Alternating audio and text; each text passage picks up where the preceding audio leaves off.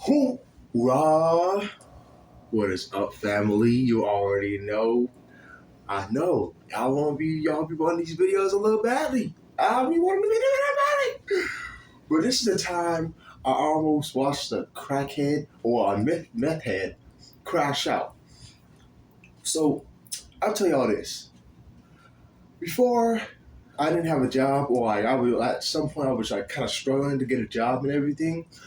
I was working at some place called HireQuest. Now, HireQuest was a tip service that would allow people to, arrive at a certain time in the morning, get a ticket. Now, the ticket was like a note or something, or a piece of paper that would give us a list of people to go with, and we would hit the road and we would go to random construction sites and sweep up things and pick up trash. Some of y'all know what I'm talking about. Some of y'all don't, but some of y'all do now. Some of y'all get it now. Everyone gets it now.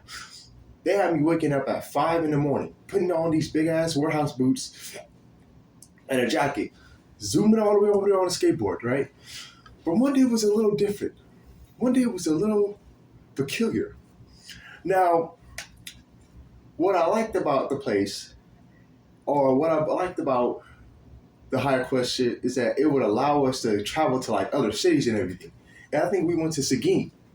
It was me, this African dude. Yeah, it was me, this Nigerian dude, and this other dude. Now, me, him, and this Nigerian dude, we hit the road. And we get lost on the road. Because the map isn't showing us like that portion of the location. It was a high school. That's what it was. It was like, well, not like a high school, but like some sort of school. That's what it was. Let me get some of that water. Yo, man. Y'all better be drinking y'all water. It's hot as hell out there. It's raining like a mug. It's crazy. It's humid no matter what. Y'all better be drinking healthy. I want my subscribers. I want the AAA tribe to be healthy. You know what I'm saying? Hit the gym and everything. Work out. Anyway, we get lost on the road because, you see, I've already done the tip service, the HireQuest thing so many times that, I've gone to like more familiar places. Now, the thing here is that the high school or whatever, I've already been there like for 2 or 3 times. So this would be my second or third time going. But I wasn't really aware. Well, I was aware of the fact that we were going to high school, but we got lost. So we finally get there, and you know what I'm saying? We do our thing. We're sweeping. We're doing this and the third. We're cooling. We're chilling. We're doing our thing. Now, throughout the afternoon, this meth head guy, he comes around, and he's actually a cool dude because like as we're sweeping, y'all know how like some people come off extremely quiet until you really get to know him and everything. The meth head, this thing was just like that. In fact, he looked like a mad scientist. He looked like a Brawlhalla character. He looked like a freaking Brawlhalla character, bro. Y'all should have seen this stuff. It was crazy. Now, he's sweeping. I'm sweeping. We're like told to like go into the middle of the floor. Like kind of like the cafeteria area and like put like this green stuff all over the floor and sweep because that's what keeps the floor clean. So me and this nigga, all of us are sweeping. It's not just us. We're like moving furniture. We're moving this and third. So for now, his true colors aren't out yet. So while all that's happening, I go outside and I meet this little drug dealer motherfucker, right? And he's like 5'2" or some shit. Now, I'm talking to this nigga. He's like, "Oh, where you from? You from the East? You from A-Town? You from the town? You know what I'm saying? I just came out the pen, you know what I'm saying?" And he sounded like Andre 3000. He sounded like an Andre 3000 with a high pitched voice, bro. It was crazy. So I'm like, yeah, what's your name, bro? What's your name? He talking about something. Just call me Lil Boss. Lil Boss. This man wants to be calling him Lil Boss. And he was a little nigga. With a whole bunch of tattoos. He just came out of the pen. He just selling this. He just selling that. Nah, y'all gonna be effed up, man. If y'all are into that game, just beware of who you dealing with. You know what I'm saying? Anyway, so lunchtime comes around, and I'm trying to figure out where my squad is, because we came with a squad of people. But I see the meth head and his squad of people, and I decided to go with them. So what happened was,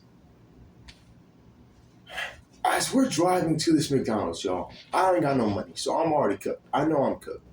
But the thing here is that the crackhead, the meth head, the way I knew this man was a different breed is because this motherfucker had a coffee flavored vape. Who? Tell me who has a coffee flavored vape, y'all. Tell me who has a coffee flavored vape, y'all. I've never had one of those. I don't think you ever had one of those. Who has a coffee flavored vape? Huh? Who has a coffee flavored vape? Huh? Like what? Who has a coffee flavored vape? It's been about 2 years now since I've experienced all this chaos. And I still haven't even come across a human being who had a coffee flavored vape. And that shit tasted exactly like coffee. Coffee and air particles combined. That's all it was, man. It was like what? Some sort of Power Ranger fusion or something. As I was saying. So we're in the McDonald's and he's still a chill guy. He's still conversating. He's still this. He's still that. He lets me hit his coffee flavored vape that he for some odd reason has. I don't know. I think I should have asked his ass how he found that because it's like, bro, that should have to have fallen from the sky while you were in a fucking like cornfield and you just picked it up like a lantern ring or something. Because there's just no way in hell that you just have a coffee flavored vape. I just couldn't get over it. I just couldn't. So we eat our food, you know what I'm saying? We head back to work. Now over time, eventually, you know what I'm saying? Because we're getting tired, man. We're carrying heavy, very, very heavy things, yo. We're carrying objects like desks and chairs. We're carrying all types of random shit. We're carrying shit that had nothing to do with the school. You know what I'm saying? So it's like, whatever. So sunset comes around. And we just take a seat. Eventually we just start taking a seat. We just start chilling. We start getting lit. We start smoking a little bit. You know what I'm saying? We just start taking breaks here and there. And sunset comes around. And we're getting word that they might be delaying our money. Now, mind y'all, when we go there, so let's say we all, you know what I'm saying, the AAA trial. We all go sweep up some shit, right? That day, you will make $70 to $80, maybe $90 for that specific day. So imagine traveling all the way to a different civilization or a different part of Texas, not too close from your city, well, not too far away, somewhere like, I don't know, 2 or 3 miles away from your city, right? Imagine traveling all the way there, traveling all the way there, sweeping in the hot sun, picking up trash in the hot sun, and carrying heavy things in the hot sun, just to be told that you might not be getting money that day. I know some of my AAA jobs, I know we all want to make money, but some of us are bigger hustlers than others. I'll be honest. So some of us might up the blicky on them. You feel me? But anyway, sunset comes around, and we're getting word that we might not be getting that money. So be like, where's our money? We're panicking. What are our money? What the fuck is the money? We're panicking. We're getting pissed off. So some of us want to leave early. Some of us don't. The Nigerian nigga I came to this place with is so I walk to the Nigerian and I'm telling him like, bro, we can leave early. We can be free, nigga. We don't have to be in these shackles or chains anymore. This motherfucker's about a staircase talking about something. No.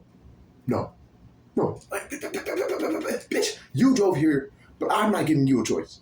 I'm not giving me a choice. We driving. So I'm trying to convince this dickhead to like sign the waiver saying that, you know, our slavery will be abolished and we can get the hell up out of here. But this nigga kept denying it. He said no. He kept on saying no. So I'm like, all right, cool, fine, that's right. So this is where the meth head really begins to go off. I see the meth head, and he's like, he's telling me, like, he's basically saying like, ooh, I'm finding the urge, like I might fuck around and relapse. He said himself he might relapse on the meth. So I'm looking at him like, oh God, like he's telling me like, oh I might relapse, man. I might do this and the third. I might do the other stuff. Because I didn't even know he was a meth head at first. He just seemed like a cool, quiet dude. Like, nigga, you a meth head? He's like, yeah, I've been a meth head for like 5 years. Like, nigga, what the fuck? So 2 minutes go by, and I see this go rubbing his face, like aggressively rubbing his face. And I walk up to him, and I'm like, bro, you okay? You know what I'm saying? What's going on with you?